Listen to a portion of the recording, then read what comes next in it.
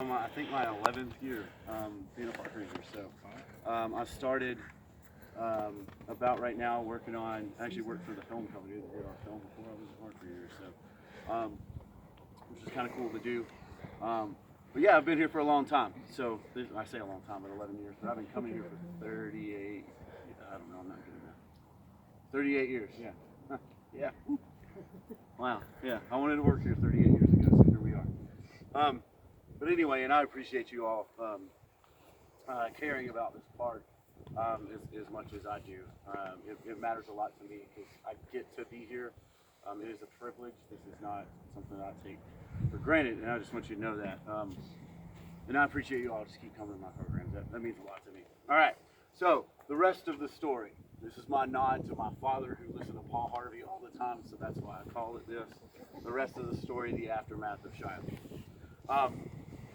And I think my opening phrase, I'm going to read it, is men who were boys just days before put pen to paper after the battle. Some told of the horrors, others didn't dare attempt to describe what they witnessed.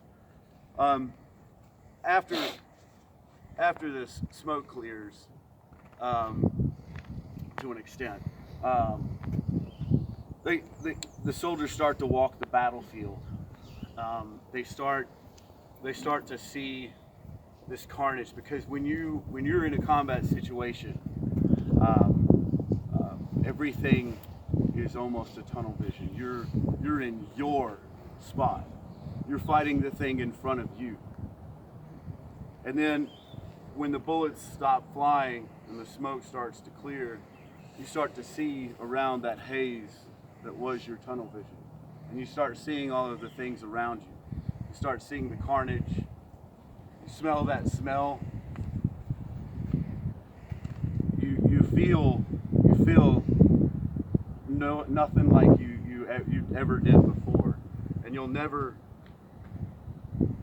start to feel that way, because you just can't, because now you've changed. Now you've seen something different. So when they say seeing the elephant, or I've seen the elephant, seeing the elephant is that big switch for a person. So that's why they always talk about that, and they always emphasize that after the war's over. They talk about seeing the elephant. The first time I saw the elephant, and it changed everything about that person.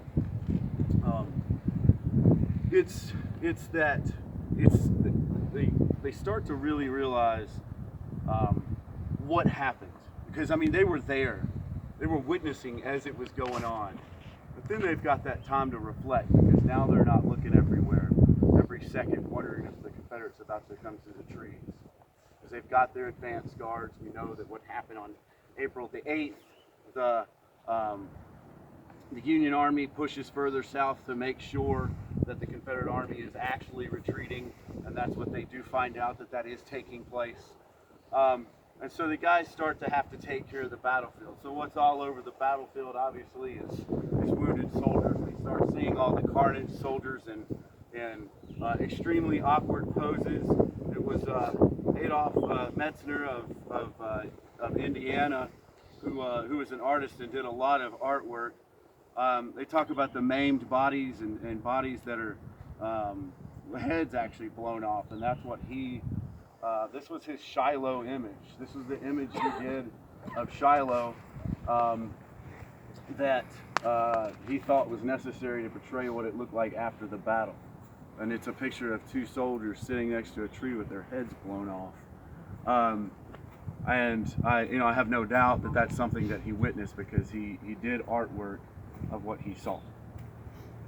And we start, well, we myself as well, I grew up thinking that war was absolutely amazing, and I wanted to be a part of it, and they did too. They're no different than a kid of the 80s, like I am.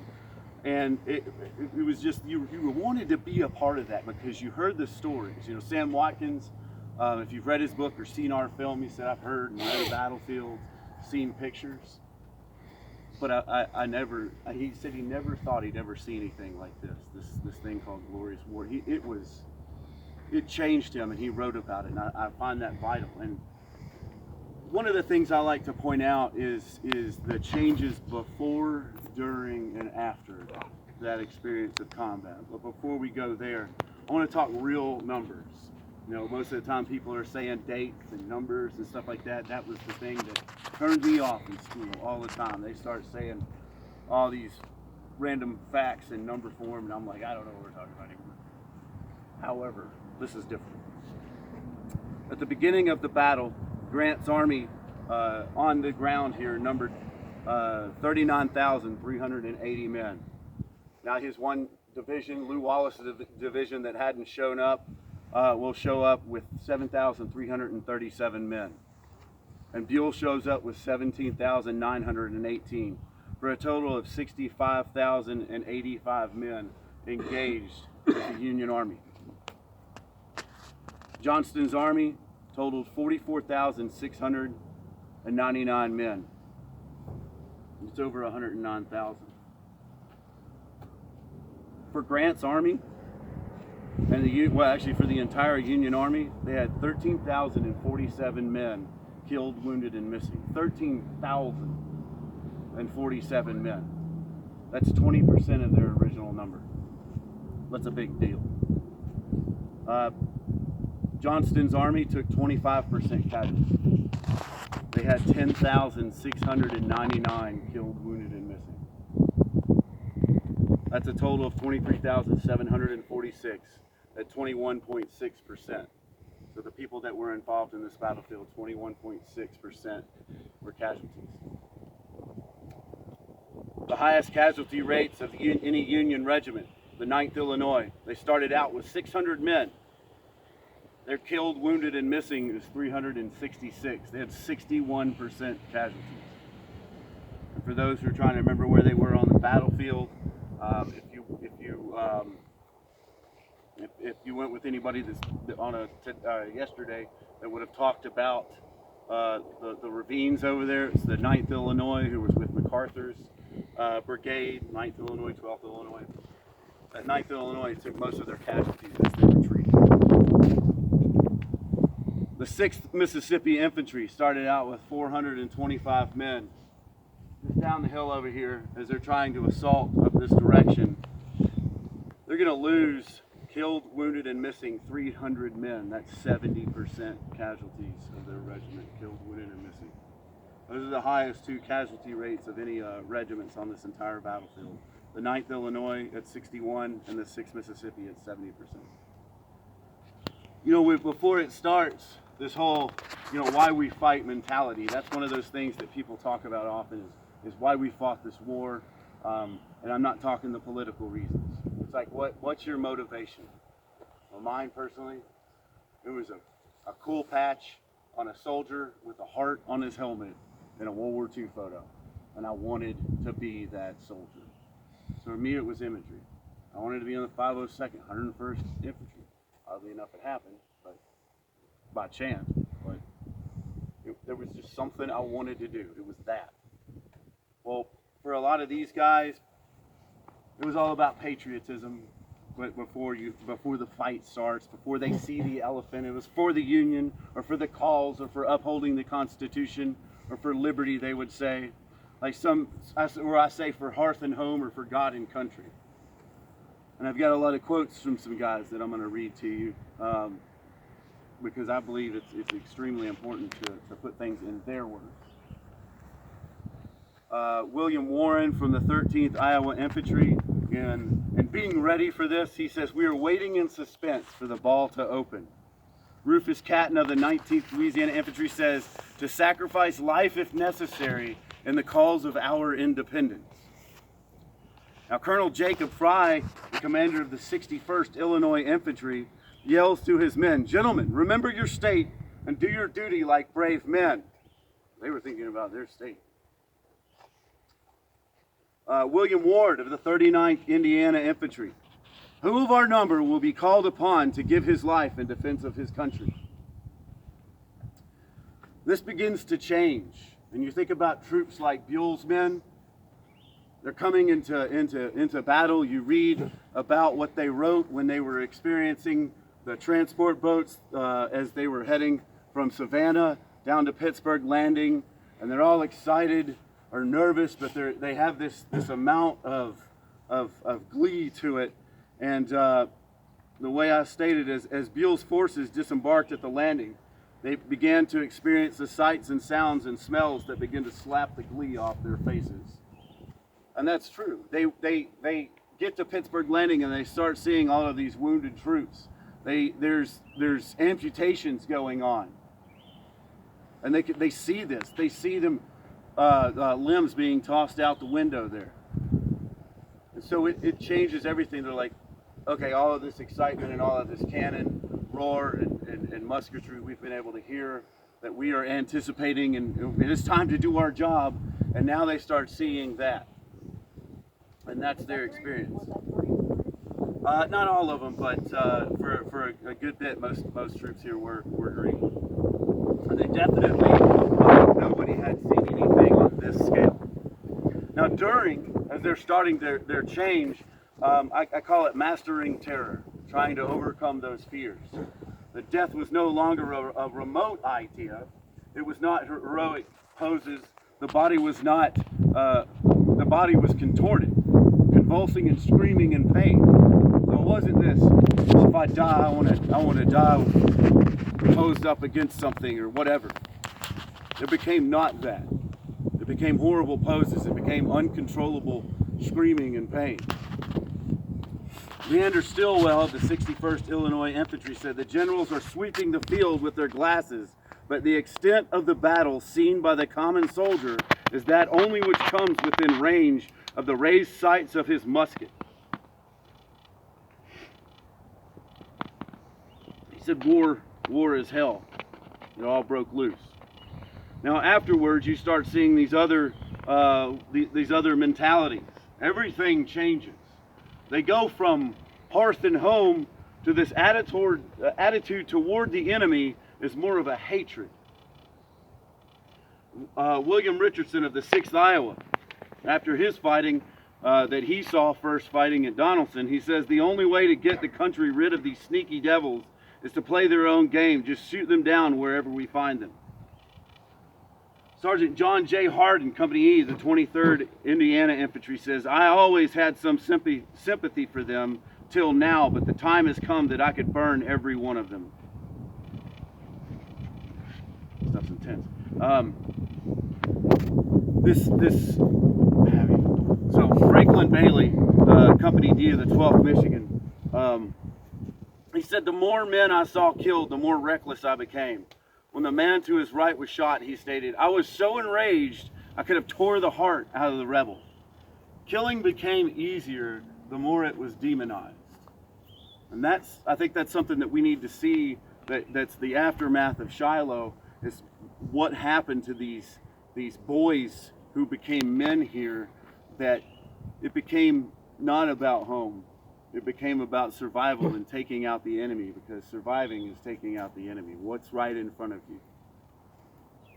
It also, the battle that weeded out some of the bad officers. Myers Battery over in the Peach Orchard. They take off running. Myers isn't an officer anymore after that. He's not in the military anymore. Jesse Appler down here with the 53rd Ohio. He takes off. Doesn't go well for him. They start weeding out those officers that aren't any good. They lose some really good ones, but they're able to weed out those officers. They're able to see those who show the white feather as they turn around and take off and run away.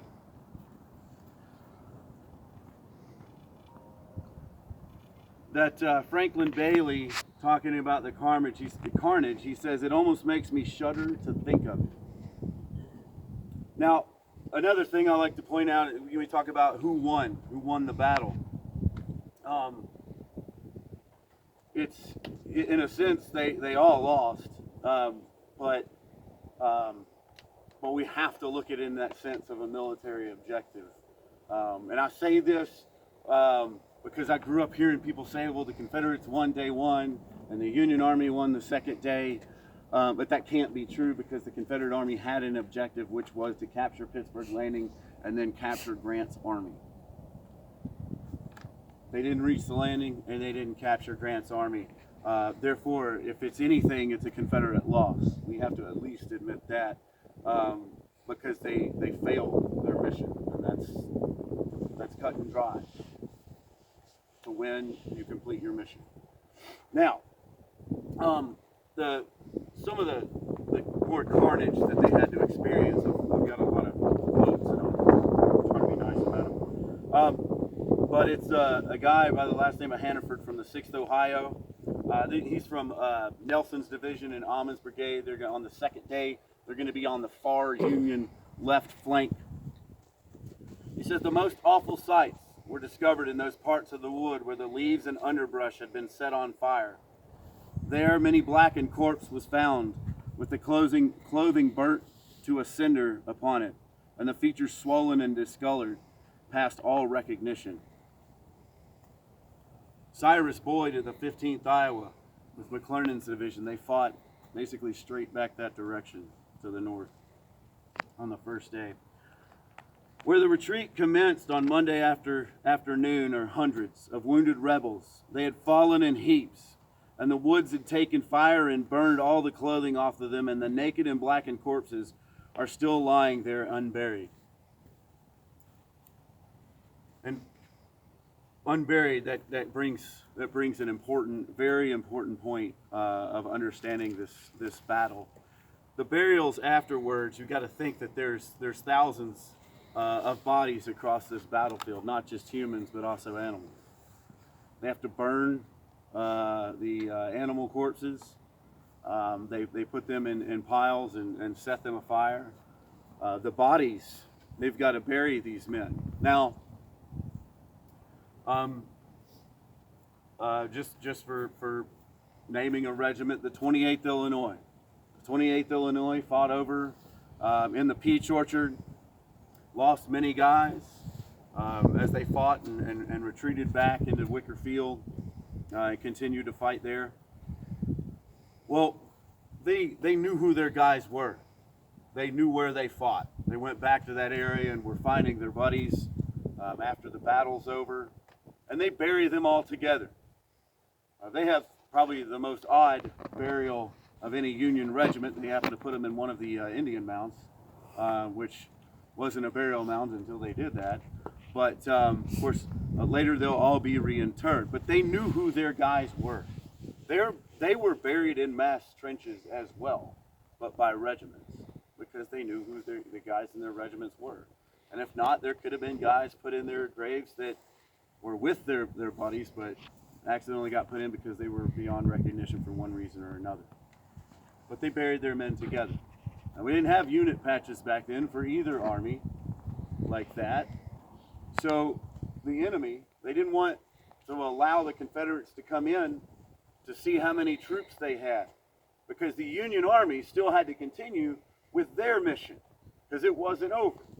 Because the reason they're here is to head down to Corinth to attack the Confederate Army there, take that railroad junction. So they're still massing troops here. More troops show up on the afternoon and evening of the 7th that aren't actually involved in the combat. So more troops are still showing up at Pittsburgh Landing. They've got to continue their mission. So allowing Confederates to come in here and bury their dead, yes, might sound like the nice thing to do, but it also could get more of your men killed by allowing them to come in and do that. Therefore, they do the right thing and they bury them. They bury them in mass trenches.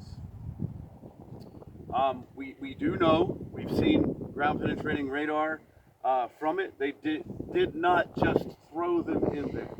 And that's one of those beautiful stories to me, because growing up I always thought that they had just been tossed in there. You see the scenes in the movie Glory, and you see them just throwing the soldiers down in this big trench. Oh, that ground penetrating radar shows all of their heads in one direction and all their feet in the other direction. I'll never forget the first time I saw it. I'll never forget when it happened upon the big large printout of it. And I realized what I was looking at, and I got to see it blown up and really big. And I was able to notice that all the heads were in one direction. And I had to step away because I had tears starting to fall down my face because it changed everything about what I thought here and what I had thought about those Union soldiers who had buried those Confederate soldiers.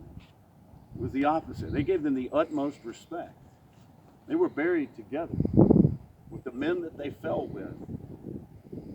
And they were buried properly, side by side, in those mass trenches. Now, fast forward all these years later, when the men come back to this area, and they're setting aside this place to remember their fallen brothers. The Union Army, the Union soldiers had already been reinterred in the National Cemetery in 1866 and 67, when the cemetery was created in 1866. But the commission was put up of men from both sides. Colonel Looney was one of them, from the 38th Tennessee. Major D.W. Reed from the 12th Iowa. These men from both sides worked together to establish this place, together. And those Union veterans didn't want to have anything to do with that decision. And they looked at those Confederate veterans and said, what do you want to do? And they said, leave them as they lie. Leave them where they are. They fought together, they died together, they're buried together. It's hallowed ground, and it's going to stay that way. There could have been a Confederate cemetery set aside. They could have been reinterred into a Confederate cemetery. Instead, the guys who watched them die said, don't touch it. Don't touch their resting place. And so they stay where they are. Now, yes, it's true, we do have missing burial trenches. Hopefully, someday we'll be able to get more towards finding those and pinpointing those and marking those properly. That's not something we don't want to do. It's something that we do definitely would love to do. But we do have 5 known Confederate burial trenches. There's actually one that direction through the woods. There's another one down and up, Ray Springs, on the south side of Ray Field over here. So they're around, but if you look at a map, most of them are on this half of the battlefield. I can tell you that some of those burned bodies that were seen were put in one that's not on this half of the battlefield. We do know that much. But when it comes to remembering this place, these men would come back here. They'd walk the grounds. There's a story I read in a Confederate veteran magazine, and it was a soldier from, I believe it was the 28th Illinois, it might have been the 32nd Illinois, but he was walking the field over in the peach orchard. He knew that's where he had fought, which is true. And he ran into a soldier, from one of the Tennessee regiments that had been charging them. He was also doing the same thing, going to where he had fought and lost his brothers. And they ran into each other and they just talked about it, and they knew that they had been on the opposite sides of the field. They knew that there was a chance that they had killed each other's friends, but they continued to talk. They promised to meet again. And unfortunately, that actually is the end of the story on that one, because maybe one of the guys passed away and they didn't meet again, because it was just a story in a Confederate veteran magazine. But they chose, that Confederate veteran magazine, that Confederate veteran chose to write into the Confederate veteran magazine that year and have that story published that he ran into one of his enemies, talking about old times. And he enjoyed catching up about what they experienced and talking about it from a different perspective. And that's that one of those stories about the aftermath of Shiloh. The aftermath of Shiloh, yes, dealing with the carnage, seeing it, becoming a different person, but you see these soldiers coming back here because they're trying to tell us those stories. And the other story, and many of you heard this on the Hornet's Nest program, because we had extra time, but it was the Wisconsin Monument Dedication Ceremony. It's probably one of my favorite speeches that was given by veterans that I've read so far about the battle. During that dedication, that monument dedication ceremony of the Wisconsin Monument Dedication Ceremony, one of the speakers was General Basil Duke, a Confederate veteran. And his words that have still stuck with me are, I am thankful for the reunification of this nation under one banner. For the reunification of this nation under one banner. You know, we think about it, you know, Hatfields with toys or something like, we think that they're always at each other's throats, and I'm sure, yes, that had to have happened. There were people who were never talked to again by their family because it was that brother against brother thing, and he went the wrong direction. Whether it was blue or gray. Yeah, those exist, but the other ones do too. Those good ones do too. Because they started to realize why they really had been brought into the fight. They realized that money, politics, and they were standing there thinking about their dead buddies because of that. And I always end it with this, the paraphrase, is what they're trying, or paraphrase what they were trying to tell us is, we've done it once, don't do it again. Now, we're not going to walk over there, but I'm going to tell you the Company A, or excuse me, the 57th Ohio Infantry, there's a monument for them down the hill where they fought. This is Captain James Gribben of Company A, the 57th Ohio Infantry.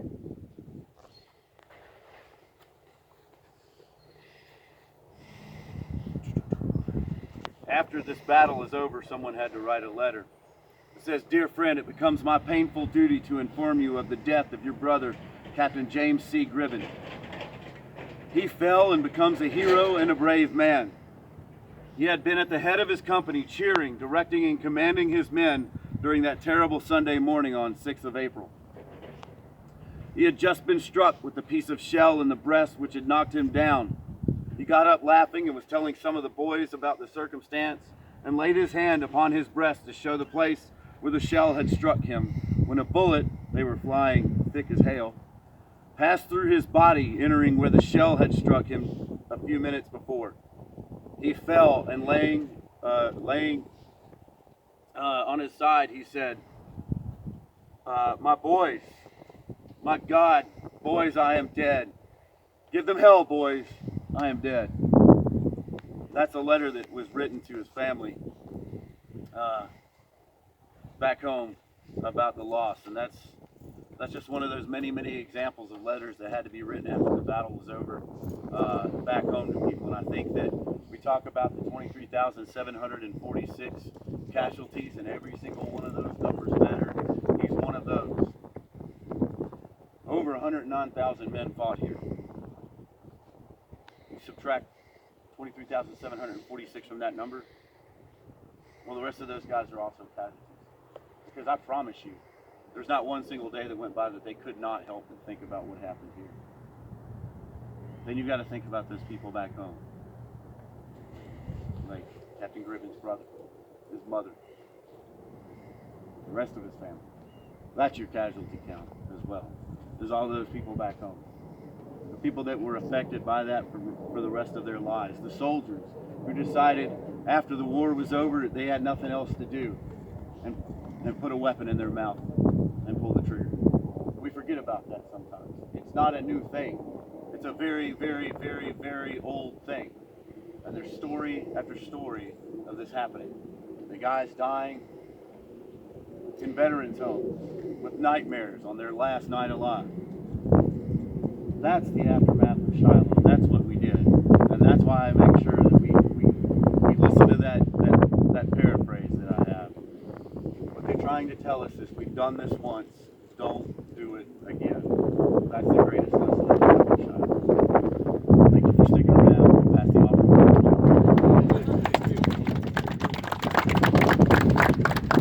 30 minutes exactly. It's